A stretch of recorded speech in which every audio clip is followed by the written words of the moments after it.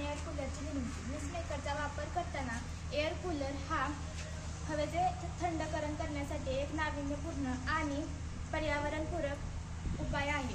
हा बाष्पीभवन या तत्त्वावर काम करतो। यानंतर या उपकरणासाठी कोणकोणते साहित्य व घटक लागले हे मी तुम्हाला दाखवते। प्रथमतः यासाठी मिस्ट मेकरचा वापर केला आहे। हे साधन पाण्याचा धूर तयार करून बाहेर सोडते। यानंतर वॉटर टँक म्हणजे मिस्ट मेकरसाठी पाणी पुरवठा करणारे साधन आहे। यानंतर पंप हे पाण्याच्या टाकीतील पाणी मिस्ट मेकरपर्यंत पोहोचवण्याचे काम करते। नंतर पॉवर सप्लाय हे पंप व फॅन यासाठी आवश्यक ऊर्जा विद्युत पुरवठा करते। यानंतर या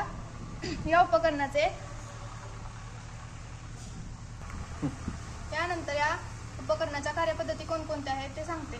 मिस्ट मेकर पाण्यातील सूक्ष्म धूर तयार करते व हवेत सोडते। त्यानंतर हे बाष्पीभवन होताना आजूबाजूच्या हवेतील उष्णता शोषून घेते व वातावरणातील तापमान थंड ठेवते। त्यानंतर थंड झालेली हवा पंख्याद्वारे बाहेर फेकली जाते, जेणेकरून थंडावा मिळतो। या उपकरणाचे फायदे: ऊर्जा कार्यक्षम परंपराने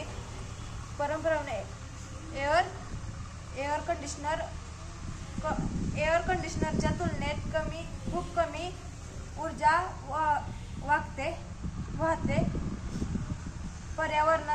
पर्यावरणाच्या पूरक।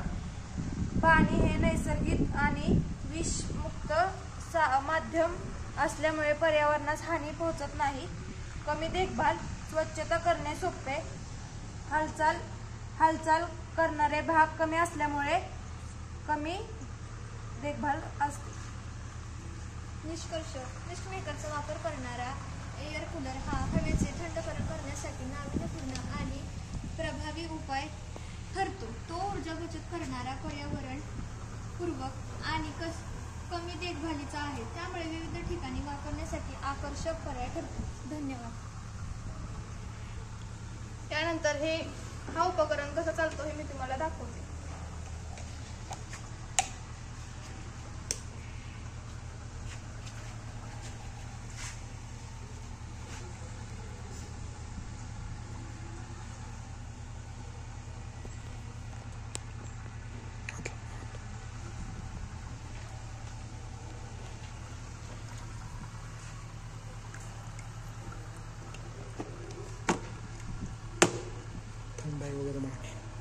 ही हवा खूप थंड पद्धतीने बाहेर येते।